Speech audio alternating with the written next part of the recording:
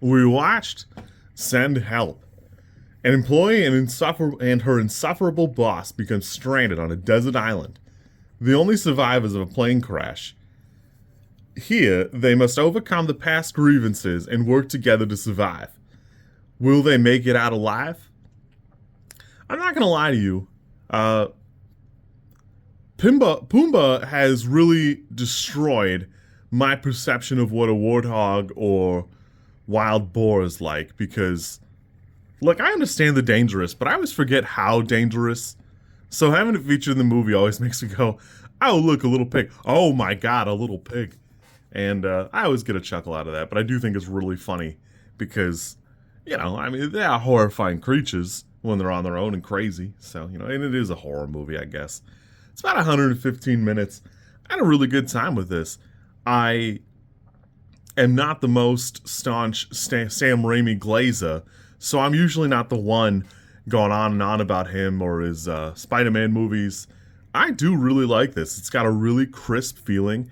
It's very different, and it stays pretty good. At 115 minutes, it feels about 20 minutes too long, but it does move right along. There's only a couple of times that I was like, okay, let's move on from whatever's going on right now. While a lot of people are praising Rachel McAdams, and she does do fantastic in the movie, it's important to mention that Dylan O'Brien is also doing pretty fantastic. He's got about 1,000 tiny facial tics or twitches or gestures that all really feel right at home here in the fiction, and it all goes together pretty well. Just as an aside before we get too far, the writers are Mark Swift and Damian Shannon, and I think you really should look at what their writing history is, because back in 2003 they wrote Freddy vs. Jason.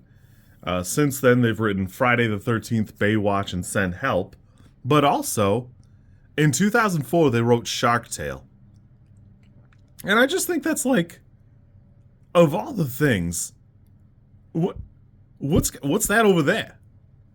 And I just don't know what led to that, because, like, was Freddy versus Jason the catalyst here?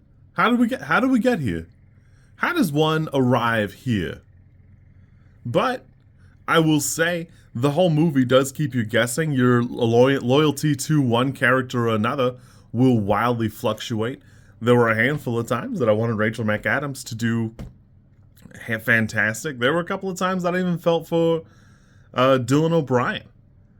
As with Raimi's real catalog, there's plenty of blood, there's plenty of vomit, there's a bunch of snot, which is, you got that going for you. And it's very messy. I think in all the right ways. I really did have a great time with this. I thought this was pretty fun. It's very different, and I think the visuals are very exciting. Raimi has always been a fantastic test case for somebody who strives under being under a budget, and while this isn't really that, he's always done a great job with very little resources to turn out something pretty fantastic. Honestly, I had a really fantastic time with this. I've waffled a lot about it. Like, initially I would have said a 6. This is probably an 8. It really does shake out to be something really great, and even just in passing, there's a lot of fantastic visual language that presents something really good. I would have opted for something a little kookier. There are a couple tiny, like, very Sam Raimi-esque things people have pointed out that I won't tell you about, but I wish there were a little bit more of that. But there's a lot of visual storytelling here, and there's a lot of excellent moments. I think you'll really like it. I had a great time. This has been a pretty good January, honestly. Yeah, I had a pretty good time. This has been super fun. You kids be good. I will catch you tomorrow. And, yeah, we'll go from there.